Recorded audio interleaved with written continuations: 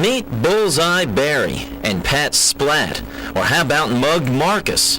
They're just three in a whole family of garbage pail kids, a collection of gruesome-looking creatures that real kids can't seem to get enough of, and stores run out in no time.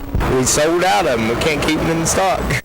The West Virginia Treasurer A. James Manchin says the cards threaten the well-being of children, and after getting dozens of complaints, he's asking stores to pull them from their shelves. They don't need to have a chewing gum company or a bubble gum company sending them cards that show mutilation, cannibalism, torture, one child being burned alive on a bubble gum card, and these have started now to impress the youngsters, and we simply don't need that. Nonetheless, they're hot sellers. This store sold 3 cases in a week. They're fun to look at. The gross ones are the coolest.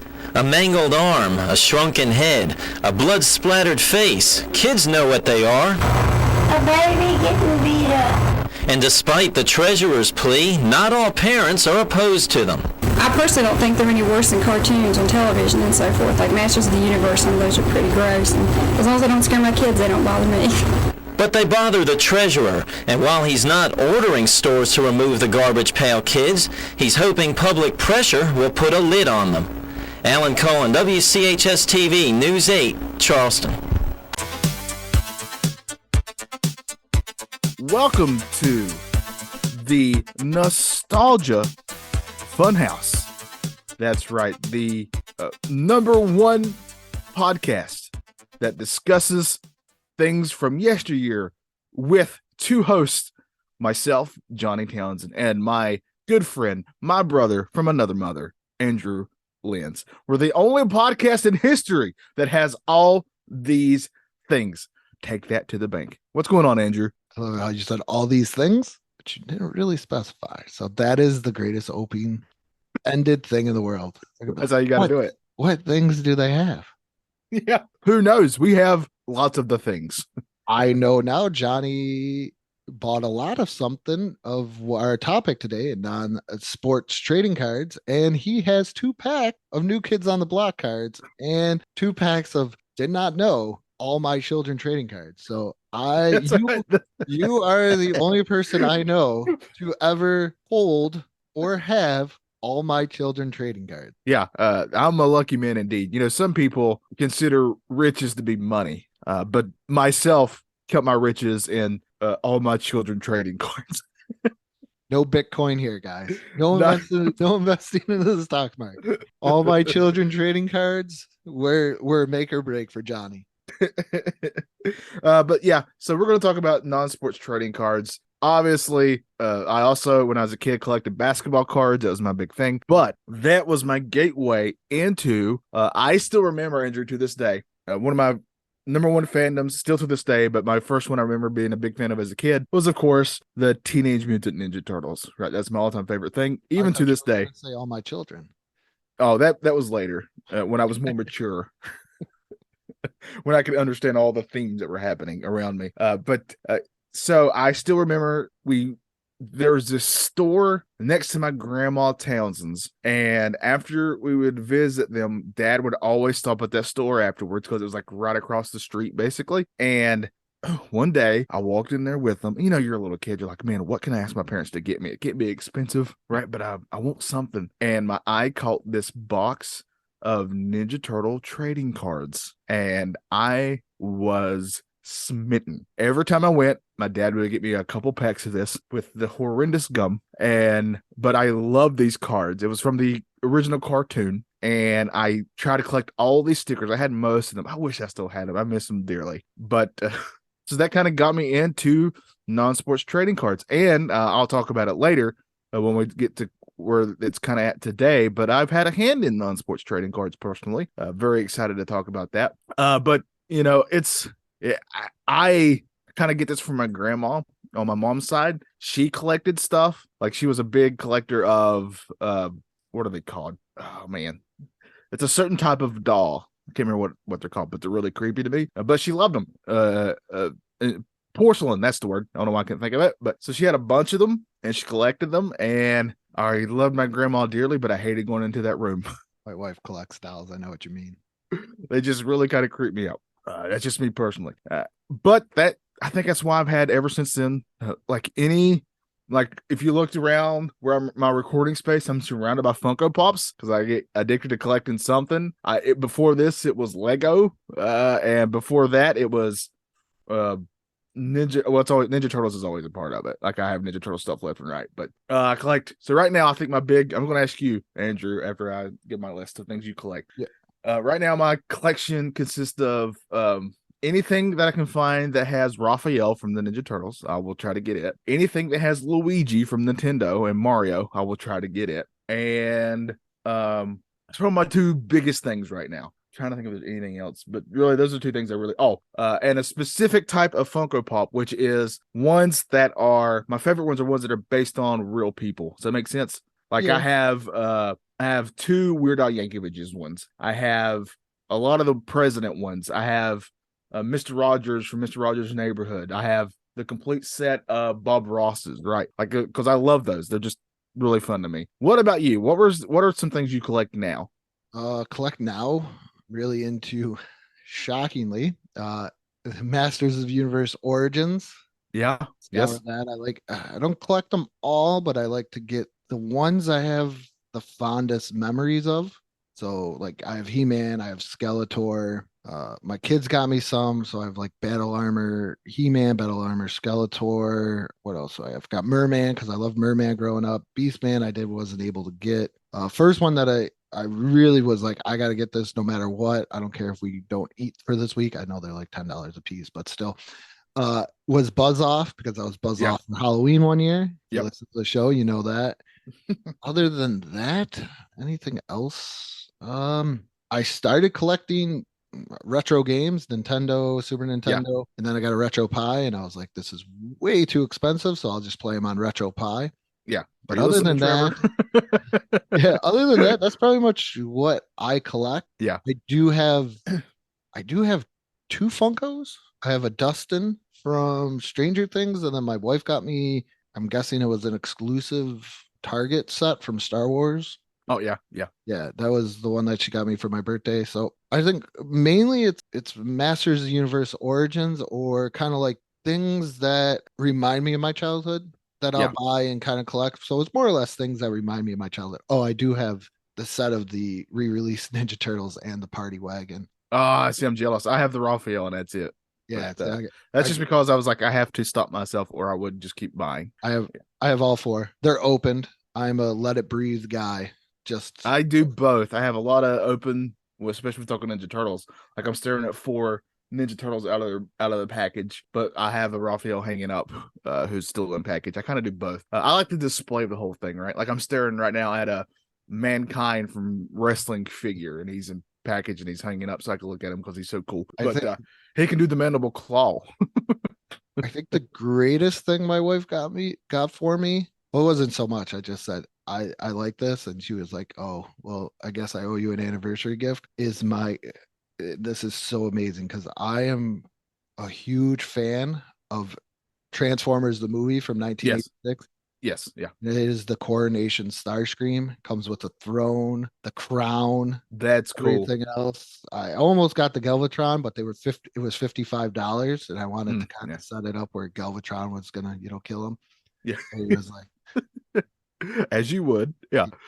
well, he has to, because that was a very, very devastating movie for a child in the 80s. Oh god, the first 10 minutes of it's like Up in today's culture. The first 10 minutes Up are just devastating. It's Optimus Prime's demise in a Transformers movie. But this obviously trading cards themselves have been around for a long, long time. Baseball cards were like one of the first type of trading cards, like from the late 1890s, I think, or something like that. It could trace its history way, way back, over 100 years. They put it in tobacco. Yes. Yes.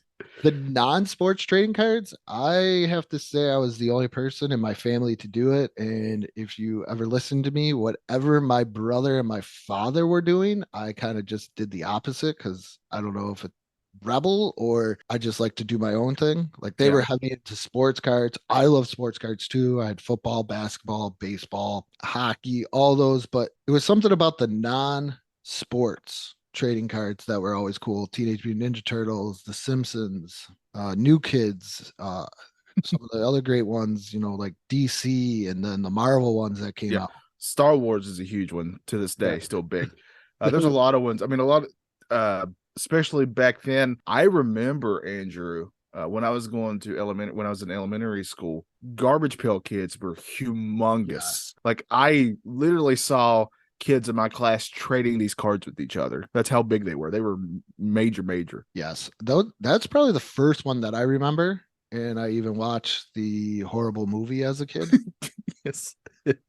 But yet I have such fond memories, and everybody's like, it's horrible. It didn't even last in the movie theater. So I cannot find it. But if I do find it, I do want to rewatch it as an adult, and it would probably end up being like My Mac and Me. Because I'm kind of in search of My Mac and Me in a way.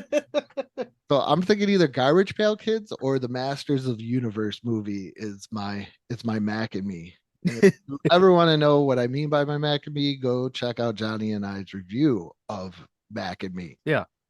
Instant classic, obviously, Mac and Me. But Not for yeah, so Garbage Pail Kids were by far one of the biggest things, and they're still around today, even. They're still kind of a big property today, but they were super huge when they were kind of around in the 80s. Like, I was in elementary school in the late 80s, so it'd be around in there. It was when it got really huge for me. And I remember looking at these cards, and the art was really great, but gross at the same time, which obviously appeals to a kid, right? The other thing it did too was it took away from Cabbage Patch Kids.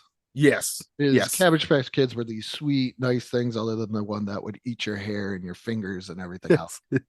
And then you got them all like Atom Bomb, whose top of his head blows off, right? Yeah. Peeping Tom, who's full of eyeballs. I was picking some of these up.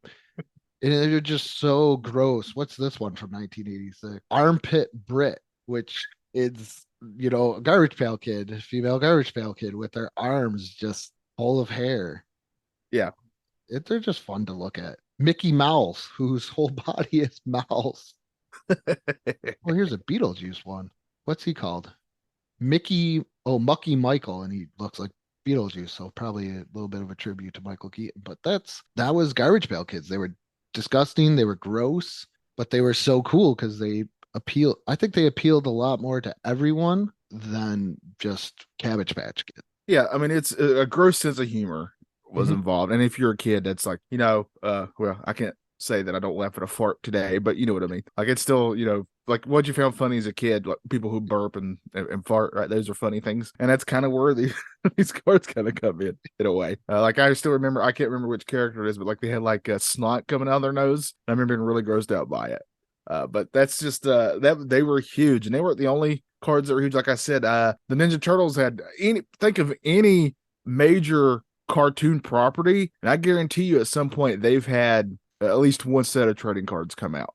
Oh yeah, it was crazy the way that they came out with these, especially in the 80s into the early 90s. Nowadays, you're not going to see too many trading cards. I think the most popular trading card now that you would reach into, say, a later generation is Pokemon, Magic. But you can actually play those. Those are actually playing games. When you talk about non-sports trading cards today, your big ones would be Star Wars. Those are still big today. But aren't those a lot of like a game too? No, they're actually just trading cards. And a lot of your, like, Marvel puts out a lot of sets of trading cards. Those are the ones I'm very familiar with. And again, I'll talk about them later because I have a connection to those. But but they're way less prevalent now than they were back then. They still happen. Like, I have a whole box of Adventure Time trading cards that I got when they came out.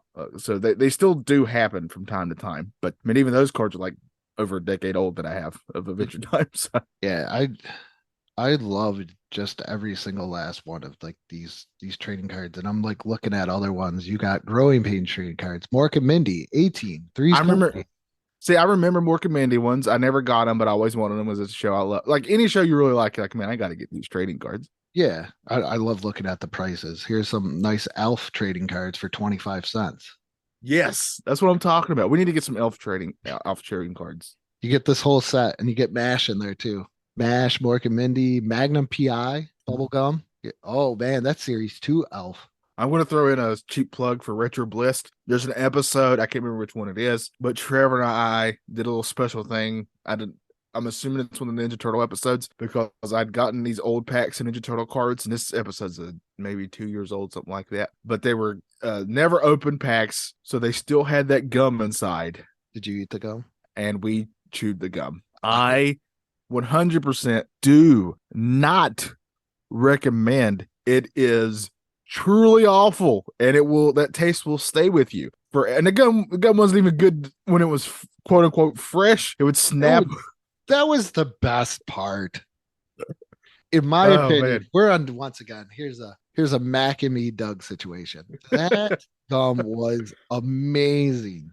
I chewed every one I got from for any of the trading cards before, Andrew. So I'm not saying that I didn't partake in it. I'm just saying, compared to other gum, it was not as good. But do not chew it now. It's instantly gross the second it touches your tongue, and you'll feel like you're smelling mothballs for a good while. Doesn't it just like disintegrate now? I remember having bad gum. I was at a card show because card shows were like the big thing. They still happen today, but they were huge then. Yeah. Yeah. My dad and my brother and I, we go to card shows, and I think somebody was selling why am I thinking War of the World trading cards, even though I can't? Because those were huge. I had some of those. I like those a lot. Those were my garbage pail kids were War of the Worlds. Okay. So no, it was Mars Attacks I'm thinking of. Mars Attacks. I'm thinking War of the World or something, but they were from, this had to be probably 90, 91. So these were probably from like the 80s or something. Yeah. And I did open up the pack and eat the non-fresh gum. And I was like, and it just kind of like disintegrates in the powder in your mouth. Yeah. But yes. I would, if the gum looks okay, I think I would still tempt it today. I don't think you should. I'm just throwing it out there as your friend. Don't do it, Andrew, please. And I was trying to see, like, because I don't know why I was remember War of the Worlds. I think maybe because he was telling me the story about the whole radio thing. Yeah. That's why. And you mentioned Star Wars cards, and I did not know this one, but I guess there's an error, or like the most famous Star Wars card is it the C-3PO? Yeah, C-3PO 207, where he is a little happy. He's happy to see you. He is happy. He's happy to see you. Just think of the pastor who marries the Little Mermaid and Eric. That's a good way of putting it. Somebody's trying to sell this thing on eBay right now. Gem Mint 10 for $40,000. Good God. Here, please pay me $40,000 to take this card of an erect C-3PO. And there's like other guys that are like, hey, I got this card. It's $12. Yeah, but that's the thing that's big now too, that I think is kind of, I don't want to say destroying, but it's really hurting the market. And that's getting everything graded. Chris Chavez for Let's Talk, but no politics. Okay. Yeah. But we did hit 100 episodes for that one, which isn't, we now Nostalgia Funhouse. We bagged everything about grading, that you lose grading a video game. Cool. You can put it on your mantelpiece, but can you play it ever again? No. You got to break it open. I can understand a card in a way, because you could kind of flip it and see the back, but grading a comic book, what does that do? Don't you want to read it? There's a story in there. You're taking away, and then the smell. We mentioned the smell. Just because the card makes the most sense because it's just a front and back, and you can still see both of those when they're graded because they're put in a clear, and they actually kind of look nice. Mm-hmm. If you're planning to display it, and it does add value to the card if you get them graded. I have a first edition Steph Curry Upper Deck rookie card, and it's not graded. And not graded, I think I could probably get like between $100 and $150 for it. But if I got it graded, depending on the grade I'd get, obviously, but that price skyrockets. Yeah, that's like my Merino rookie. It's like $75 now. If I got it graded and it hit the highest grade, it's worth like $5,000. But I'll never get it graded because it's not coming out of there. Yeah. Card collecting got so big too, even like late 80s, early 90s, that we went to war, in the Gulf War, and Pro Set was like, hey, you know what these kids need? They need Gulf War trading cards. Yeah. So you Desert can collect. Storm. Yeah. So you can collect, General Colin Powell. You get that Saddam Hussein, Yeah. that George Bush card that you've been looking for, or I hope General they had. I Lawrence hope behind Schwarzkopf. them. I hope behind them they had like interesting facts about I can't Saddam remember Hussein. what was behind these. I can't even remember. I I don't think, remember. I think I had like one pack of these, and I do not remember what the back said at all. oh my, look at the, oh, the top, I think Tops had some too, but I remember the Pro set. Oh, look at that. You could get all 88 and you get guys like, oh, come on. I want to see this guy's name. General Richard G. Graves. Phew.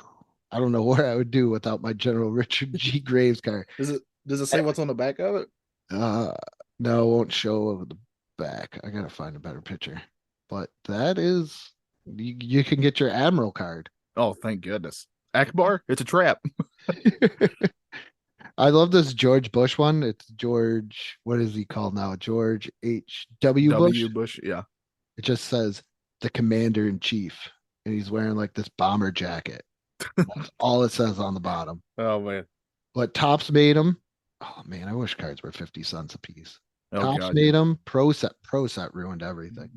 Oh my goodness, I forgot about these ones too.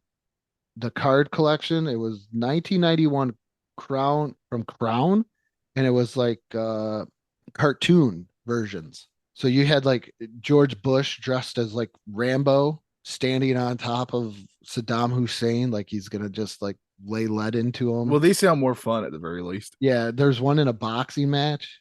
I'll send you this link so you can. Yeah. Because this is something that. So before we started this episode, I'd shown Andrew my I'd gotten this lot on eBay years ago of unopened non-sports trading cards, and I still had some left. I still have a bunch left actually that I didn't open. Sadly, I opened all the Ninja Turtle ones, and I'm keeping those stickers. I don't care what you say. But I'm going to open on this episode, Andrew, this beautiful pack of New Kids on the Block from Tops. I'm going to get 8 cards, super gloss photo cards, and 1 sticker. Andrew, who do you hope I get for the sticker? What card? I just was reading some news here. New Kids on the Block. For the sticker is I'm gonna go Donnie. Okay, let's see who I get then. All right, you hear me opening it? Yep. There we go. We got. All right, I'm gonna put the sticker in the back so I can't see who it is. I'll also remember because the Turtles did this on the back of the stickers. You can keep those and it'll turn in. And if you get all the stickers, it makes one complete picture. Remember that? Yes. The New Kids on the Block apparently did the same thing as I'm looking at the back of it. All right, I confess I don't know any of these. I mean, I've obviously when I was a kid, my cousins were huge into New Kids on the Block, but was it for me? So my first card is a Donnie Wahlberg. Obviously, I've heard of him. My next card just says "On the Road," just a picture of them, I guess, singing on the road. Oh, here's a good one. This is Jonathan. And I have this one looks the closest to me. This is a Joseph McIntyre. Wasn't it when he called Joey McIntyre? Yeah, Something Joey. like yeah. He was the youngest. Here's the one. This is a black and white of all of them. I can't wait to get to the sticker here. Here's another one of all of them. Who's it? This kid looks young. Who is this? This is Probably Joey. Joe. Yep, looks really young there. I don't know why I'm breaking out my knowledge of New Kids on the Block, but all right, I have my sticker, and he's the 5th one. This is, of course, I want to show it to Andrew so Andrew can see this great sticker that I got, and it is it's Joey. I got Joey. I love the fact that I'm old enough to remember when Mark Wahlberg was just known as Donnie Wahlberg's little brother. And now he owns like a burger place, don't he? Yeah, now it's Okay, like the that's why I biggest put it up first. it's the biggest shift of fame I've probably ever seen. Yeah. Donnie Wahlberg was like on top of the world, and then there was just Marky Mark. He was just Marky Mark to me. And now all of a sudden it's like Donnie Wahlberg's getting bit parts in movies, and Mark Wahlberg's the biggest, like one of the biggest movie stars in the world. Yeah. Yeah. So I like how my first thing was he has a burger place. Yeah. Well, why not? It's got a cool name, Wahlburgers. Yeah, makes sense. Yeah. Tops did put stuff on the back of their cards, and I just found it's General Schwarzkopf, and it just mentions, about that he's uh, the Allied Armed Forces were coordinated in military planning, so it's nothing really too great. And then talks about how his nickname was the Bear.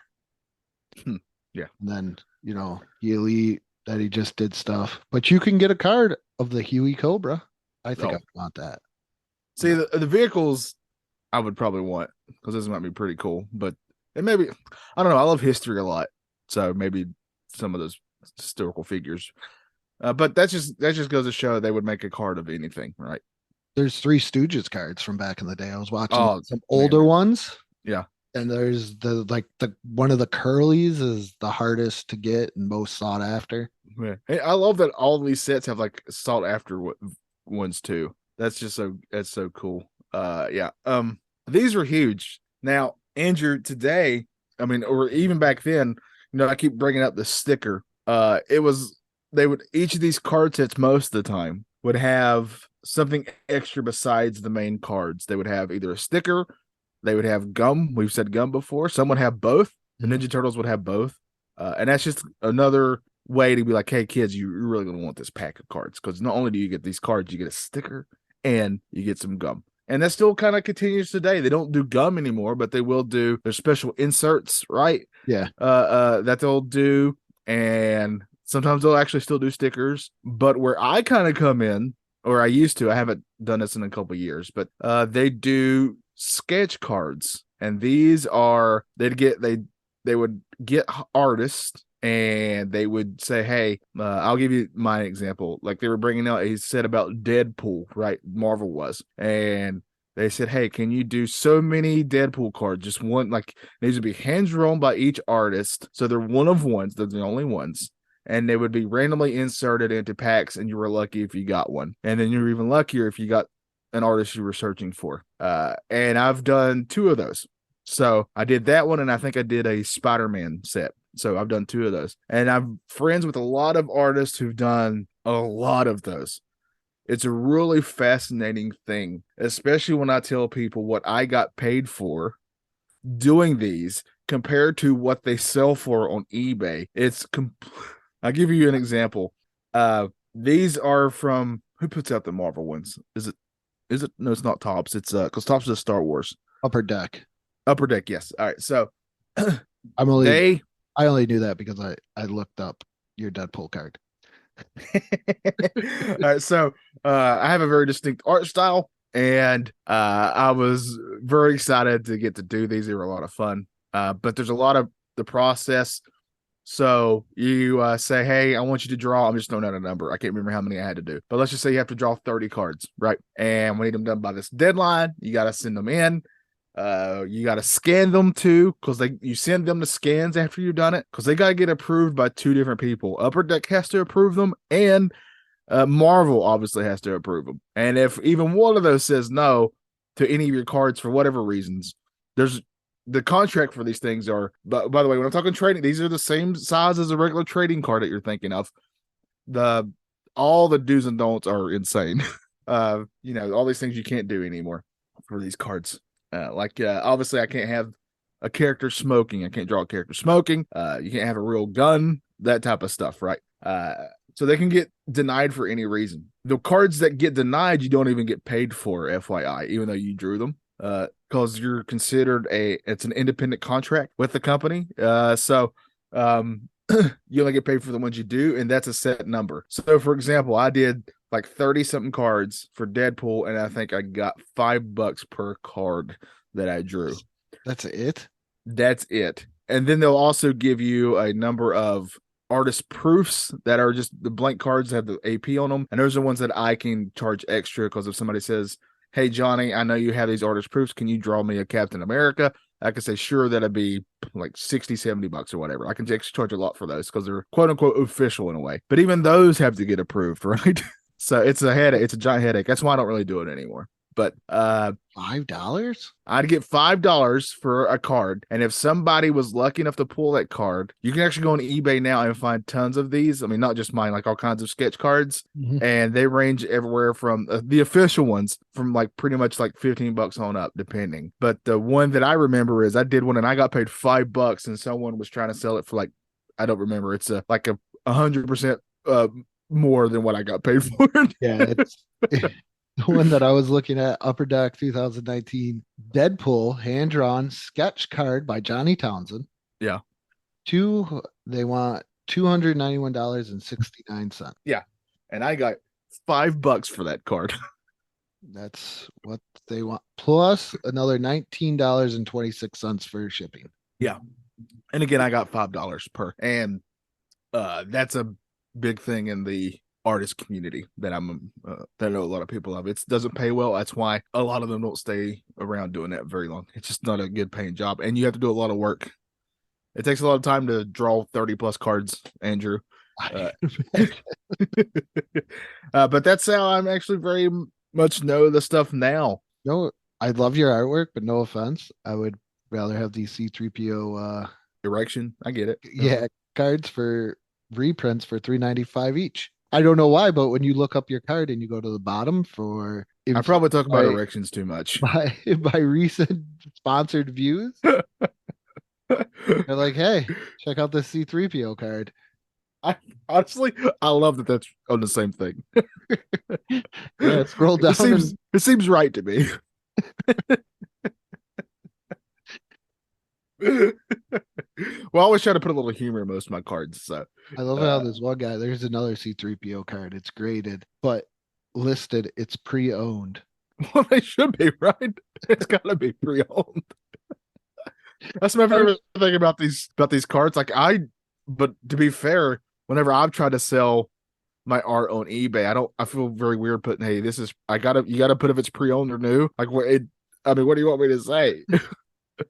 Brand spanking new. I'm pretty sure if I'm buying a card from 1977, I know it's pre-owned. Yeah, somebody's owned it before, even if they didn't open it. Yeah. Got a nice Wolverine one too. Wolverine and Deadpool.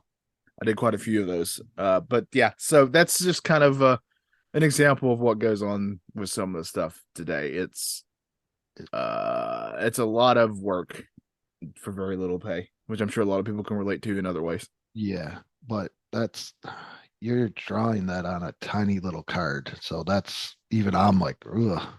Yeah. That's a lot of detail and handwork and everything else. And I don't have a big enough name where I can get away with little. There's some artists who can, and I don't blame them for it, but they can draw very little detail in those cards and get paid buku bucks. And honestly, power to them. That is true. If you can make the money, you can do it. Yeah. Did you collect any of the X-Men cards? Because I know Yes, we talked from about the 90s. From the 90s, I had quite a few of those.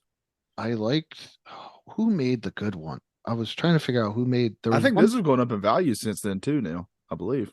Yeah. Wasn't it Fleer? I want to say Fleer, right? Yes, it was. Fleer made the really good ones where you could look on the back, and it would tell you every single one of their powers. Yes, those are my favorites because I love seeing where these characters were ranked on stuff. Yes, like how it give you. It was like a bar graph almost of each thing, right? And I'm just using Cyclops because he's my favorite. How powerful, how his agility, his intelligence, and all that stuff. They would each get rated out of 10.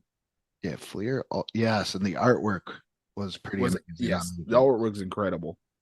Fleer Ultra, because the DC ones weren't bad, and the original Marvel ones weren't bad. Because I did like this is way before, or not quite before, but before internet and where everybody had a computer or a smartphone. So these cards were cool because of that. Yeah. And then on the back of the DC and the original Marvel cards, you could see the first appearance in a comic book if you didn't have like a wizard pricing guide, anything of that nature. So that was kind of cool because you didn't have, well, nowadays you just go on Wikipedia and figure it out. But back then, that was how I figured out, hey, this guy was in this comic before anything else. And there was they give you little fascinating facts about these things. I love that too. I do have a collection of, and this is because I'm lucky enough to know a lot of people in the trade and in the business of sketch cards. I do have a decent collection of sketch cards that I've either traded with other artists and stuff like that. But man, the level of detail you can get that some of these people get in these is ridiculous. All right. So when the one thing, and man, this is one thing I wanted to bring up to you too. Like, even like X-Men cards is a great example. The ones that we grew up with, even those are going up in value now. Like cards in general, I think are sort of they're getting a bit ridiculous. I think the rarity, like a Yes. lot of cards you mentioned, even with sports cards, you'll get something and it's numbered. It could be Right. a piece of a guy's jersey, a piece of a guy's bat. Yeah. There's only And it'd be like one out of like 10 of those cards. There's only 10 of those cards in yeah, existence. I think that's the way it was. And cards are not today are not like it was back then, where they're so mass produced. Yeah. It's more of a rarity than it was just, hey, how many cards can I pull out of this? Let's do nostalgia. I notice anything from our childhood is going to gain value because somebody was like, hey, man, I really miss, this card. I miss this. And there's just gonna be less of it around because it's older. Yeah. Yeah. And a lot of those things get destroyed or whatever or lost. But I was going to mention another one. I forgot what else I was going to mention because these were really cool. These were some of my favorites outside of the Ninja Turtles, the Simpsons. Oh, I'm trying to think who else I had. I just enjoyed them as a great alternative to buying a pack of sports cards. Yeah. I mean, which again I still did because I still have quite a few basketball cards, but yeah. It's just something different about seeing. Again, I have the distinct memory of seeing the first time those pack of Ninja Turtle cards, right? Like it just stands out more. I loved them too, and when I looked them up, it brought back the memories of the different color packs. Yes, like there were blue ones and red ones, and they'd have different turtles on them. Yeah. It was just something. I just love the card store in general. I miss the card store in general of just going in there and you're like, hey, I want a pack of that. And then all of a sudden they bring down the box to you because most of the boxes were in the back. And yeah, you could either take the one from the top or you dug down into the bottom because that all of a sudden, because you dug down into the bottom, is going to have a magical card in it. Yeah. But I think these are still fun today, even though, like you said, Pokemon and stuff, it's a game, but these were not a game. These were just something that we wanted to look at, something to hold. And I think if anybody that loves pop culture loves these. Yeah. I mean, who didn't have, when you're a kid, like a binder of some trading card you were collecting, right? I had one for Ninja Turtles. I had one for basketball. So I know a lot of kids who did that. I didn't know there was Final Fantasy cards. I don't have any. I'm just looking at different pictures. Battlefield Earth. I didn't have a Battlefield Earth console. Skeleton Warriors. Oh man. Well, Street Sharks. Did they get one? I'm pretty sure. My daughter's super into sharks, and I was like, "Are you gonna watch Street Sharks?" She was like, "What's that?" And I was like, "So when the Ninja Turtles hit it big, even though they were everybody wanted mutation thing, everybody was like, "Hey, let's get in on this," and they were like, "Hey, let's mutate these guys into sharks." I'm looking that up now. Oh man, but yeah, so go to our Facebook page, tell us what you collected. What kind of non-sports cars did you collect? It's just a fascinating world. Everything was there Street Sharks trading cards? There was. They had stickers too. Oh, that's what I'm talking about. They looked awesome. Shell, yeah, they did. But tell us what you collected. Let us know. Yeah. And make sure you follow us on Patreon. A big shout out to our new Patreon member, General Threat. That's right. We are inching closer and closer to being able to afford the Ghost of Mr. Chicken. One day, fingers crossed. General Threat gets exclusive content. And like we said, it's only $1 a month. Thank you for signing up. Go check out the YouTube channel. Johnny mentioned Facebook page. And I think that's about it. And check us out. BICBP Radio Network, Apple Podcasts, Spotify. And with that being said, good morning, good afternoon, and good night. And a shell, yeah.